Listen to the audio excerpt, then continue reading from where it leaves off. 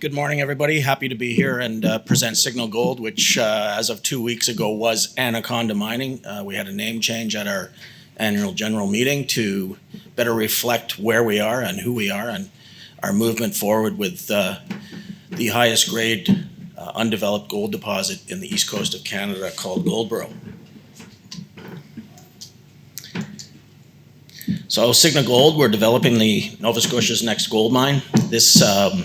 We have an established platform for growth, and we plan to be a 150,000 ounce a year producer within the next 5 years.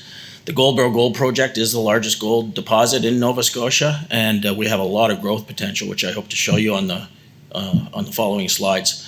We are filing our environmental assessment registration document. This is a 5,000-page document that we've been putting together since 2017.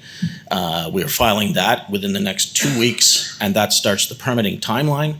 And we feel that we will be shovel ready with permits in about 18 months from the application of the EARD. We have a management team with a track record of success, several mine startups and successful companies that we've done in the past. We do have limited production in Newfoundland, about 15 to 20,000 ounces a year. This is a rounding error for a lot of large companies, but it's helped us move Goldboro forward to where it's at today without dilution to existing shareholders. We're currently permitting our next satellite pit in our Newfoundland operations, which should generate about $15 million a year in free cash flow. We're as far from the capital city of Halifax as you can be without getting into Cape Breton Island, so far removed from the capital with the Goldboro Gold Deposit. We're happy to say that a company our size, which is just under 100 million market cap Canadian, has 100% ownership. There's no joint ventures, royalties, or streams. Our feasibility study, which was delivered and filed on CDAR in January of this year, shows a net present value of $328 million at $1,600 gold and an IRR of 25.5%. At today's prices, that's approaching $800 million and 36% IRR with payback in 2 years. What I like most about this project is the all-in costs at $850 an ounce US. This is in the lower quartile by far, and it's 100,000 ounces a year for 11 years in the open pit phase. And we feel there's the same value in underground, which we can't do a feasibility study on yet because it requires further drilling to upgrade the inferred resources that are in the underground resource. We're currently sitting at about just over 3 million ounces in total resources. And with our feasibility filed, we have 1.15 million ounces of reserve, and this is at 2.25 grams per ton open pittable. That's a diluted grade delivered to the mill. The deposit is open all directions, and we're currently doing a drill program infilling the 66,000 ounces of inferred resource within the pits. Even though they were constrained to measured and indicated, we had some inferred that falls in just incidentally.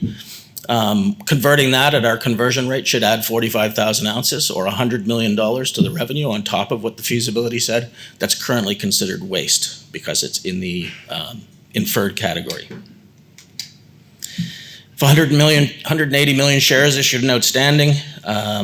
We have a market cap of under $100 million, which surprises me every time I look at it, but everybody's in the same position. We have a decent cash position and 5 analysts covering us. With prices well above what we're trading at right now. In fact, all of them several 100% higher. Goldboro is in the Maguma terrain of Nova Scotia. These are folded anticlinal structures, stacked systems. We're in the far east, far away from Halifax. You can see the air photo showing stunted growth, swamp, no people. The only infrastructure you see in this picture is a diamond drill in the bottom left and infrastructure left from the late 1800s, early 1900s when Goldboro was mined. One of the 87 veins that we found was mined.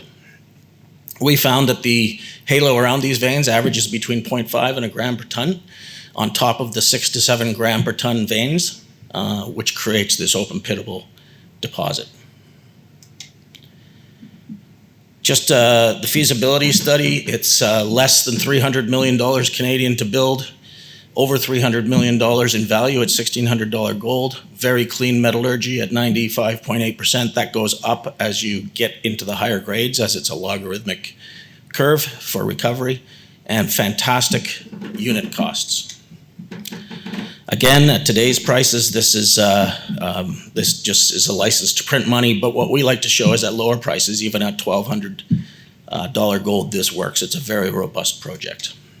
We've managed to keep our infrastructure within one watershed, which is important for a fishing province.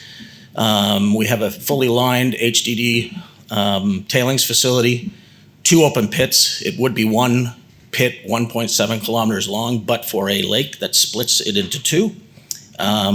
So we have 2 rather large pits, laydown areas for waste. The strip ratio is 8:1 because the grade is so high that it draws the pits down to 250 meters deep. And we'll have a employee facility for 350 people during construction and 175 during production. It's exactly 100,000 ounces a year on average, but ranges between 80 and 120 depending on the grade profile. You can see on this graph the after-tax cash flow is significant, and the cumulative goes through $500 million in the 10 years undiscounted, and payback is less than 3 years at $1,600 gold. We bought this property for $15 an ounce when it had 850,000 ounces in 2017. We're now pushing through 3 million ounces with 1 million ounce of reserve. It's been explosive growth, and we plan to continue that growth. The right side of this map is 3 million ounces down to 500 meters deep under those 2 open pits. It's open at depth, but there's another 1.7 million ounces to the west. The geophysical signature continues to the west for another 1.7 kilometers to another past producer called Dolliver Mountain. There aren't any drill holes west of our current 3 million ounce resource. I expect this, it's not arm waving to say this could double quite easily, and then there's the depth potential as well.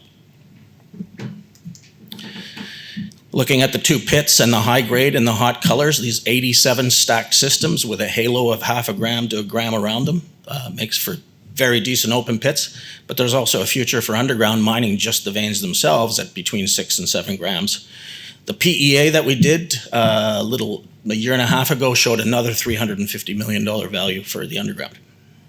That is not in the current feasibility.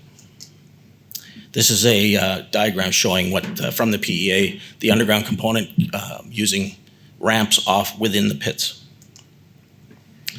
So we're on track to be the next mine in Nova Scotia. We're filing our environmental assessment registration document within the next 2 weeks, and that starts the process.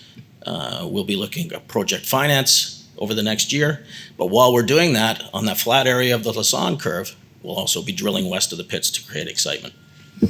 Just to touch on our Point Rousse project in Newfoundland, we're the only permitted operating gold mine on the island. We produce 15 to 20,000 ounces a year for the last 10 years. We have a great operating team. We've done this before on the East Coast, and that just continues to provide us cash flow. Most valuable thing we have in Newfoundland is that hole in the middle. That is now a fully functional, fully permitted tailings facility, which is the original pit we mined. We are now mining satellite pits. To build something to hold 10 years of capacity like this can with solid walls would cost $50 million and take 5 years to permit. So this is a great asset. We have the deepest deep water port in northern Newfoundland. You could haul in concentrates for this as well. And we continue to find gold and keep mining satellite pits in Newfoundland. So really what we're proposing here is that this is a great entry point for potential investors. We're submitting the EARD, which starts the process of permitting for the highest grade undeveloped open pit on the East Coast. We continue to add value by drilling the current resource area and to the west of the resource area. Quality exploration potential, a lot of drill results going to be coming out over the next couple of quarters, and a lot of drilling west of the current resource. And we're actively drilling other targets around Newfoundland as well, and numerous development milestones to come over the next little while. We have the experience to do this in mine financing and mine building, and we plan to keep progressing this project forward, and quite excited about presenting to you this morning. Thanks very much.